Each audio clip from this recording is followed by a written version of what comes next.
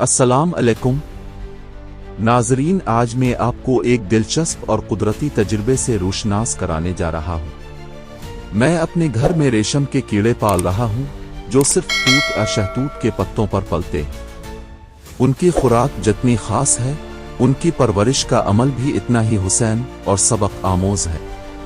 रोजाना सुबह उनके लिए ताज़ा पत्ते तोड़ना, उन्हें साफ सुथरी जगह पर रखना और उनके आहिस्ता आहिस्ता बड़े होने का मुशाहिदा करना एक रूहानी तस्कीन देता है। ये सिर्फ एक शौक नहीं, बल्कि एक मुकम्मल कुदरती साइकिल को अपनी आंखों से देखने का मौका है। रेशम के कीड़े अपनी मुख्तसर सी जिंदगी में हैरत अंगेज तब्दीली से गुजरते हैं। अंडे से लार्वे से कोकॉन और फिर परवाना। उनका हर मरहला बच्चों और बड़ों दोनों के लिए सीखने का एक जरिया है।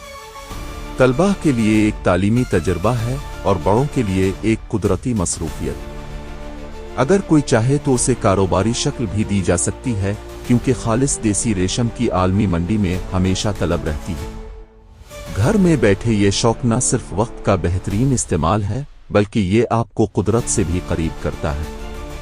अगर आपके पास शहतूत के दरख्त मौजूद हैं, तो आप भी इस तजुर्बे का आगाज कर सकते हैं।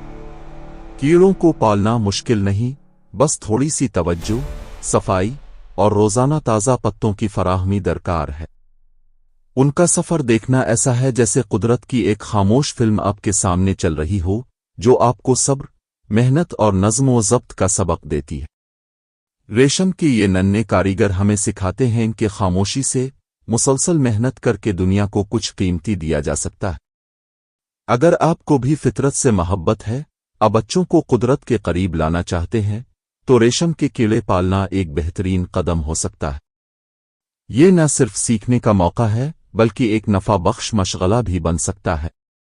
कैसे, आइए जानते हैं। रेशम के कीड़ों से रेशम हासिल करना एक दिलचस्प और कुदरती अमल है, जो चंद आसान मराहिल पर मुश्तमिल होता है।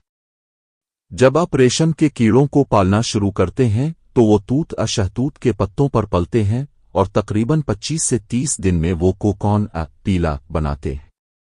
यही पीला दरअसल खालिस रेशम का जरिया होता है।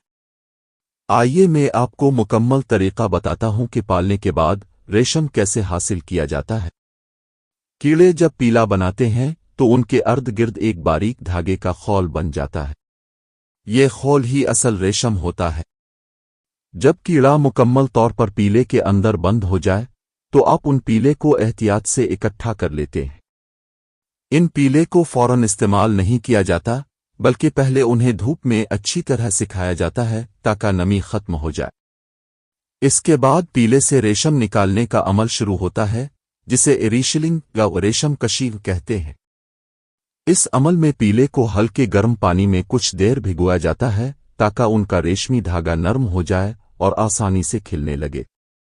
फिर बारीक हाथ मशीन की मदद से हर पीले से बारीक रेशमी धागा खींचा जाता है, जो कई फुट लंबा होता है। एक पीले से आम तौर पर 300 से 900 मीटर तक रेशमी धागा निकलता है।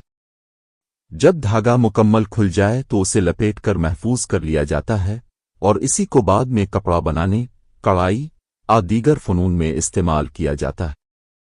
अगर आप चाहें तो ये खाम रेशम मार्केट में बेच भी सकते हैं, क्योंकि कुदरती देसी रेशम की मांग बहुत ज्यादा होती है। याद रखें, अगर आप कोकॉन से रेशम निकालना चाहते हैं, तो कीड़े को परवाना बनने से पहले निकालना जरूरी है, वरना परवाना निकलने पर रेशम की लंबाई और मेयार खराब हो जाता है।